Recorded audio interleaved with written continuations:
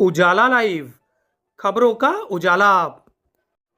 Channel को like और subscribe करें और हमारी सारी महत्वपूर्ण खबरों को अपने मोबाइल पर पाएं।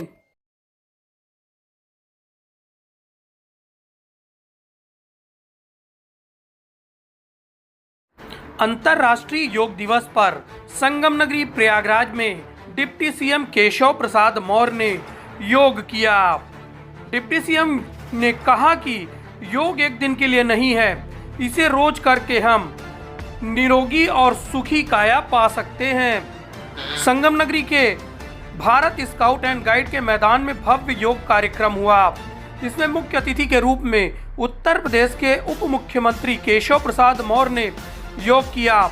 इस अवसर पर उन्होंने योग दिवस पर मौजूद लोगों को बधाई दी और कहा कि योग के जरिए हम अपना शरीर निरोगी रख सकते हैं। देश के हर कोने कोने में मनाया जा रहा योग प्रधानमंत्री नरेंद्र मोदी की वजह से पूरे विश्व में अंतर्राष्ट्रीय स्तर पर ख्याति प्राप्त कर चुका है। उन्होंने कहा कि प्रधानमंत्री नरेंद्र मोदी श्रीनगर की डल झील के किनारे योग कार्यक्रम में हिस्सा ले रहे हैं। यह दिवस आज पूरे विश्व का दिवस बन गया है। उन्होंने कहा कि देश का सबसे पहला सुख यह है कि वह निरोगी काया पा सकता है, जिससे योग का बड़ा योगदान है। इस अवसर पर उप मुख्यमंत्री केशव प्रसाद मौर्य ने योग के लिए बेहतर कार्य करने वालों को प्रशस्ति पत्र से सम्मानित भी किया। भारत स्काउट एंड गाइड मैदान में आयोजित योग कार्यक्रम में 5000 से अधिक लोगों ने हिस्सा लिया। जिलों में तो योग दिवस के कार्यक्रम और अनेक स्थानों पर हो ही रहे हैं।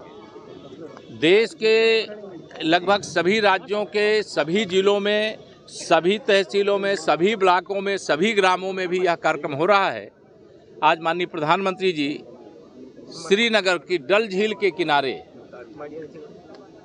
योग दिवस के कार्यक्रम में हिस्सा ले रहे हैं और विश्व योग दिवस ये पूरे भारत ही नहीं पूरे दुनिया का कार्यक्रम हो गया है और पूरी दुनिया इसका हिस्सा बन रही है। और मैं सबको विश्व योग दिवस की शुभकामनाएं देते हुए अपील करूंगा कि योग दिवस केवल योग दिवस के लिए नहीं है, ये शरीर के स्वास्थ्य के लिए है।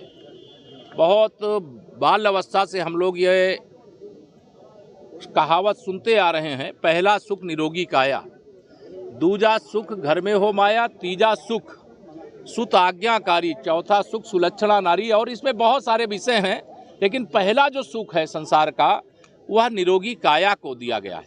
और निरोगी काया के लिए योग, ध्यान, व्यायाम आदि यह करना हर मानव का धर्म है और बच्चे से लेकर के बुजुर्ग तक का दायित्व है। और सबसे आज के दिन यही अपील करेंगे कि इसका हिस्सा बने। प्रयागराज के लिए मैं ये आज ज़रूर कहूँगा कि 2025 के कुंभ में अब देरी नहीं है। उसके लिए प्रयागवासी सदैव से ही, ये कोई आज से नहीं हो रहा है, आदिकाल से हो रहा है।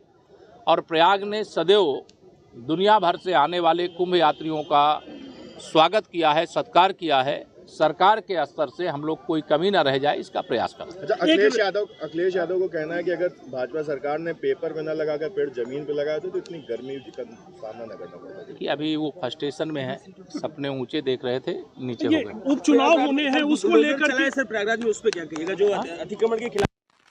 अतिक्रमण के खिलाफ कार्रवाई जो भी है वो सदा से चलती है। कहीं पर भी आपकी कोई ज़मीन है और अगर उस पर कोई अवैध कब्जा किया है तो उसको हटाने की प्रक्रिया, अगर सरकार है, कानून व्यवस्था है, तो लोगों की शिकायत है तो उसकी एक विधिक प्रक्रिया होती है, उसको पूरा करके किया जाता है। ये 10 जगह उपचुनाव होने हैं, कांग्रेस सपा साथ लड़ रही, बीजेपी की क्या रणनीति रहेगी? हम लोगों की रणनीति यही रहेगी कि जहाँ जहाँ उपचुनाव होने हैं वहाँ वहाँ कमल का फूल खिले।